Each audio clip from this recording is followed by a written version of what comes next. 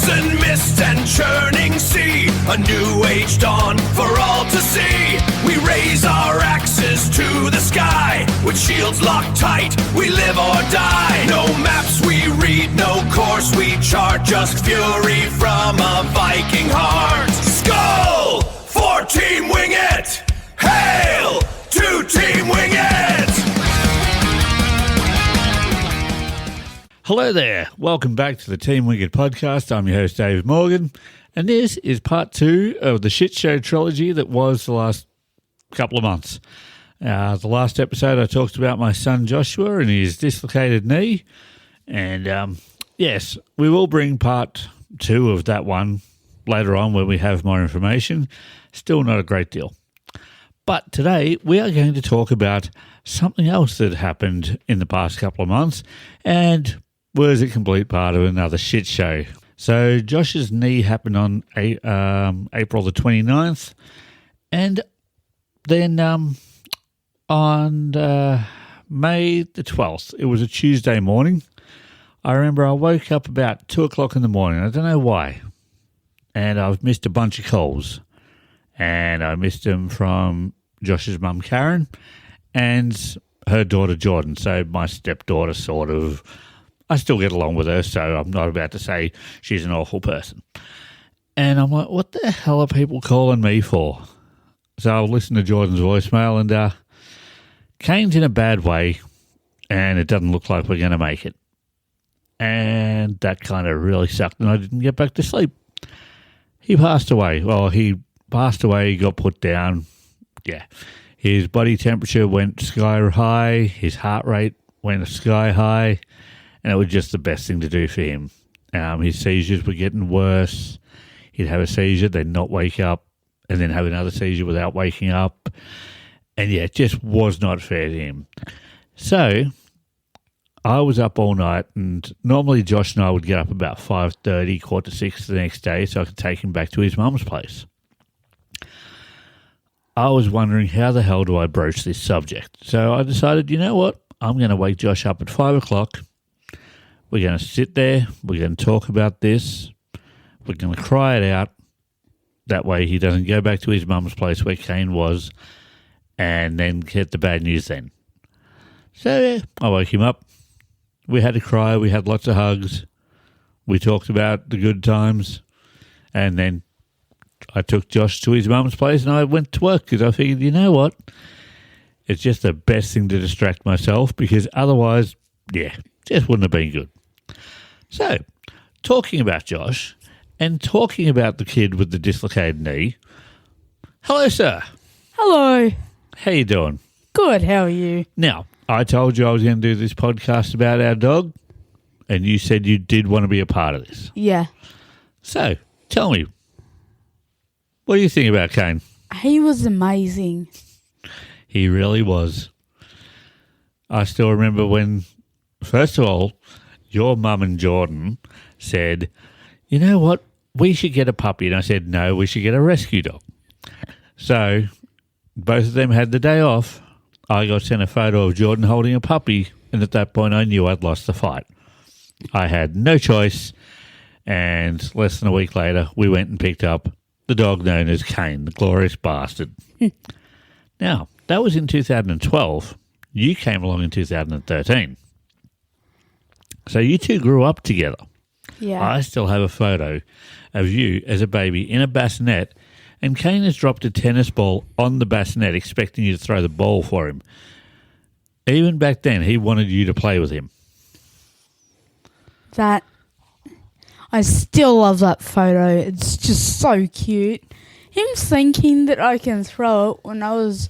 How old do you think I was? Maybe 9, 10 months old. Yeah, how did he think that I could throw that with my little baby arms? I don't know. I still remember bringing you back from the hospital, or bringing you home from the hospital, holding you in my arms, crouching down, and him coming along and sniffing at you like he wasn't sure what you were. He'd never seen a baby in his life. And then you let out this cute little baby noise and he jumped back. Like, yeah, this thing makes noise, and trust me, as it gets older, it's going to make a lot more noise. Sorry, Kane. Oh, you would know about that since you had 3 younger sisters. Yeah, but I'm used to that. But I'm not used to introducing a dog to a baby. Yeah. How did that go? Yeah, well, Kane didn't eat you, so that was a mission success. That was a win-win. Sorry? That was a win. Yeah, it was a win. Since I didn't get eaten. Mm. Yeah. So, how old was Kane? He was about 14. Yeah, 14. That's what I thought. Yeah, 2012 to 2026. So, what were some of your favourite memories with that dog? The one that you told about with me and the bassinet. That wasn't a memory of yours. You wouldn't have remembered it. No, but I just love that photo. But I also remember this one time where you went off to work and I was lying in your bed. Mine was at Lilydale. Mm-hmm. Why were you in my bed? Because I was just chilling. And Kane decided to hop up. I was lying on the side of the bed. He was lying right next to me, and he just decided to roll onto me, and he was almost falling off the bed. So I was trying to, number one, make sure he didn't fall off the bed, and number two, I wanted him to be safe. Yeah, look, he didn't believe in personal space. He was a 27-kilo lap dog. He thought he was a chihuahua and could curl up onto your lap or roll onto you on the bed he didn't really believe in a lot of personal space, did he? No, but he was crashing me, and I got off the bed, so he had more space to not fall off the bed. And I was trying to push him back onto the bed so he didn't fall off. See, I remember when you were a little one, like a couple or maybe 2 years old, and I used to take the both of you for walks around Lilydale Lake. And I remember if anyone got close to the stroller, Kane would put himself between you and the other person. And I always thought that was very cool. He protected you. Not that there was any danger, but yeah, he was very protective of you. He was just making sure that I was safe. Yeah. Just like I was making sure that he was safe and not falling off the bed. See, I remember he bit me twice. One time he stole my lunch and I chased him around the backyard and he wouldn't give it back and he ate it, and big deal. So later on that afternoon, I got his dinner, like his dog food, and I decided not to give it to him, and I ran around the backyard with it. And he nipped me playfully. So I thought, you little bastard. The other time he bit me, which was a nip, was I remember we were walking Lilydale Lake. You weren't there. And it was a case of this other dog was off lead, come rushing at him, and I'm like, I wouldn't do that. My dog is not going to like this. And this dog went for Kane. Kane went for this dog, and I grabbed Kane by the back of the harness.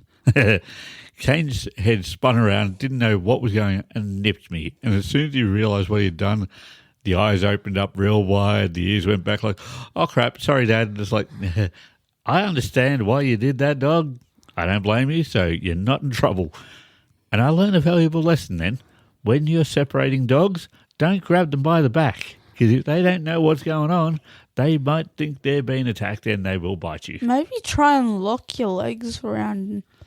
I don't know, because the other dog just kept running around us and trying to get to Kane. So, but a good thing was when he was starting to get a bit older, he came into contact with little puppies, and the best thing was he didn't give a damn about them. Oh no, he had to get retrained because the dog trainer place that your mum took him to, yes, that didn't work out so well. So I retrained him, and he hated the world, bike riders, other dogs, and everything. So I had to retrain him. Then he just got to the point where he just did not give a shit.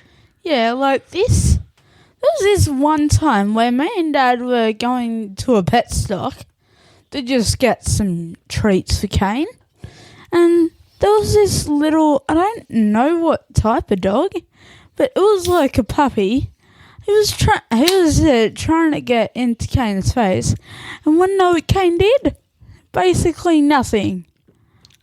he just didn't give a shit. Like, whatever, little one. I've lived longer than you've been alive, so just piss off. I'll take in turds bigger than you. I just got to say, I love this one photo of Kane where he's like upside down and he was like smiling so goofy. Like, that was so cute. I found some good photos to put on Facebook as a tribute to him and Instagram. Yeah, that one's on there. Yeah. The one where he's climbing up the back of a chair looking over the desk that I was doing some work at. Like, oh, Dad, come on, hurry up and let's play. Okay, cool. Yes, I miss that dog. Yeah, so do I. Anything else you'd like to talk about before we end this? He was amazing. I would not have wished for any other dog. Look, I must say, I'd never had a border collie. Never in my life have I had a border collie. Your mum had border collies, and that's why they had them. I like border collies. Yeah. Smart dogs. Bit too smart sometimes, little bastards. But yeah. Honestly, the problem with them is that they're always energetic. Oh, that and the long fur. And how much fur is always around my house? I have no idea. And literally the day before that he had the seizures, he was running around chasing balls. I know. Yeah, well, he had a good life, and hey, he gave us 14 of the best years. Yeah. All right, what do you reckon? Should we end it there? Yeah. I thought so. But now, leading on to my next podcast, the end of the trilogy, Friday the 22nd of May, we got his ashes. So I have his ashes here. My boy is home. I've got his lead, got a paw print, so I'm going to make some sort of little display now that I think we're ready to display him. So, yeah, I may post a photo of that at one point, but yeah, we'll see how that goes. And on that day also was the start of a 2-day wrestling show. And that leads to my next podcast. So on that note, I will see you all very soon. Goodbye. See you later. Farewell, valiant friends, till we meet again. Let your own great voyage now begin. Hark! The horns call us home to the hearth. Skull from Team Wing It for all your